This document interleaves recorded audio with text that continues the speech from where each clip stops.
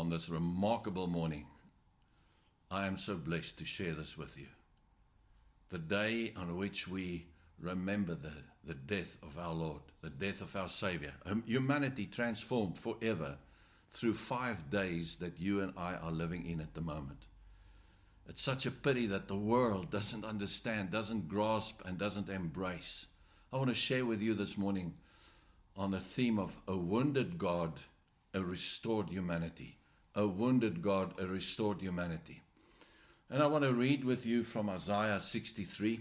Isaiah 53. If you are with me, follow me. Isaiah 53. We're just going to read from verse 5. Let's read from verse 3. Isaiah 53 from verse 3. He was despised. Sure. The prophet prophesied something that the people did not expect. Hamashiach, the anointed one, the deliverer, would come in pomp and glory, riding on a horse with trumpets blowing. And Isaiah prophesies about a suffering servant, so contrary to our expectation. Listen to this. He was despised and rejected by men, a man of suffering who knew what sickness was. He was like someone people turned away from. He was actually to be rejected. Yet he himself bore our sicknesses. He carried our pains. But we in turn regarded him stricken, struck down by God and afflicted. We thought that was his punishment because he claimed to be God. But he was pierced because of our rebellion, crushed because of our iniquities. He's pierced on the cross. Nobody else was pierced like this for our satisfaction, for our deliverance. Crushed because of our iniquities, punishment for our peace was on him, and we are healed because of his wounds. We all went astray like sheep. We all turned our own way, and the Lord has punished him for the iniquity of us all. Wow, what a Savior. What a Savior. And this is what this morning is all about. So I want to show you how Jesus was wounded. Remember now, wounded so that we can be restored. He's wounded emotionally. That first supper that Jesus had, which was actually the last supper he enjoyed with his disciples, Mark 14 verse 10, he sat down with them and he realized that not one of his disciples believed in him. He asked them questions around the table, and they started arguing with him. How can you go to the cross? That's not your place. You should be our deliverer. And how can you, in a moment of weakness and desperation, take punishment for the world? The second wound that came was when he was arrested. How was he arrested? You see, before they went for that last meal, Judas went outside and he got paid by the high priests to deliver Jesus. And he became the first betrayer of our Lord. And so now they're sitting around the table, and Jesus knew what happened with Judas. And now he's handed over to the Roman soldiers through a kiss by Judas. Mark 14 verse 43. Then there's a denial. All the disciples are busy denying him, but then Peter, the leader of the disciples, is confronted by a young lady. She says to him, "Sir, but weren't you with this Jesus?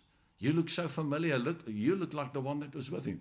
And he denied him completely. He said, "I never knew him. I wasn't with him. You're mistakenly recognizing me." Mark 14, 66 to 69.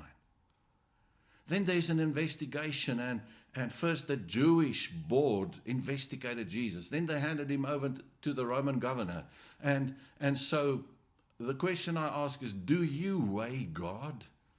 Do you try and ascertain whether God weighs heavy enough for the sins of the world? Mark 14, 55. And then lastly, we have a rooster crowing. Because Jesus said to Peter, before the rooster crows 3 times, you will deny me. And then the rooster crows, and the question is, Peter, you didn't know me? Mark 14, 68. Can you imagine what went through Peter's mind at that stage? Number 2, wounded physically. And I call it 7 drops of blood. Drop number 1, in the garden, Jesus goes in agony. He gets the disciples to pray, and he goes in prayer with his Father. And he cries out, he says, my God, if it's at all possible, let this cup pass me.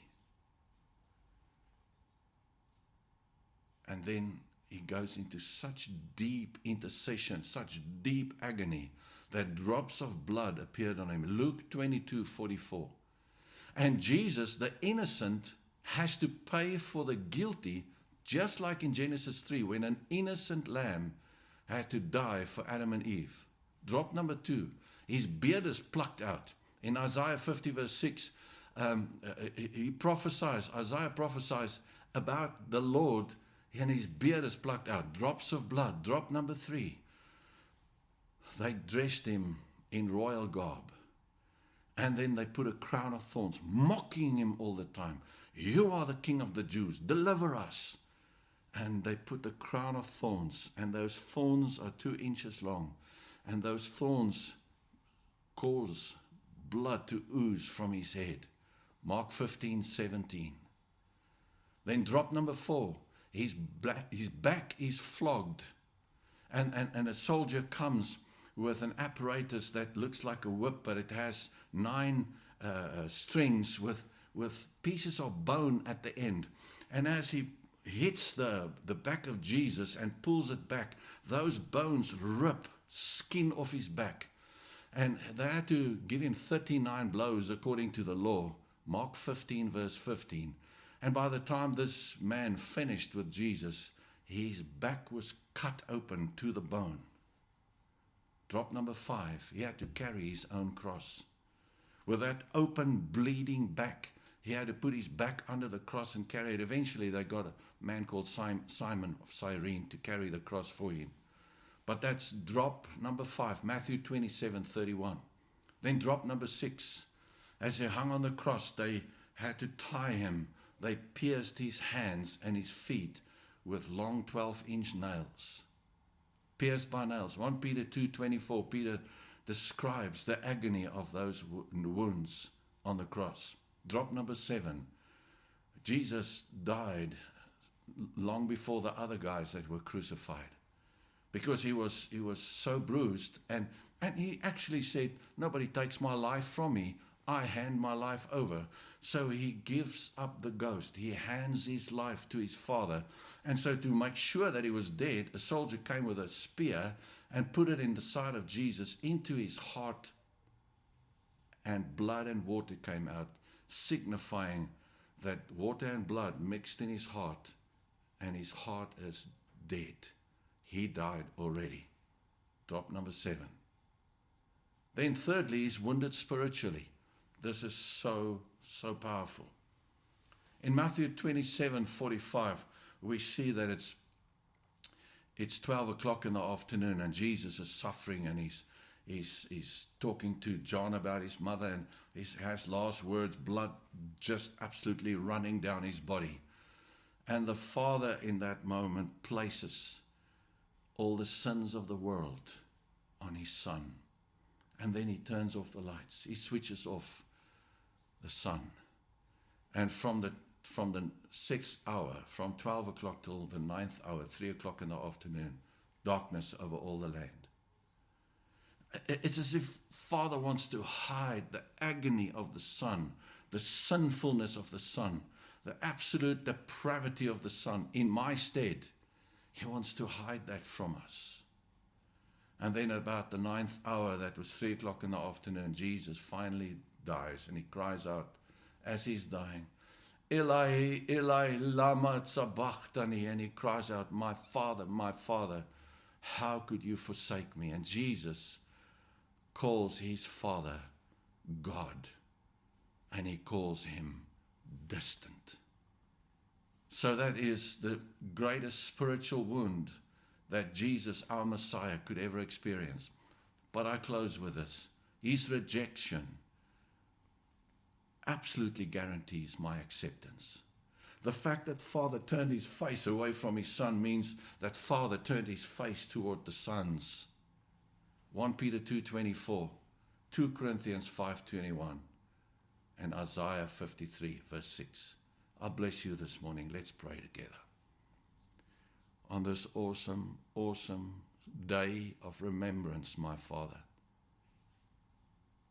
I want to pray with your son and your daughter and ask you that this picture of this crucifixion will not bring us to despair, but bring us to worship, to a yieldedness, to an adoration. Can I ask you, listening to me this morning, do you adore him? Have you yielded your life to him? If not, don't you want to pray a prayer of surrender this morning? Just pray after me. Say, Lord Jesus, you were wounded in my place. You were bruised because of my sins, my iniquities. Forgive me, Lord. Holy Spirit, come and transform my heart. Make me a child of God. In Jesus' name. Thank you for this miracle, my Father. Thank you for this day. Thank you for your love for us. Amen and amen.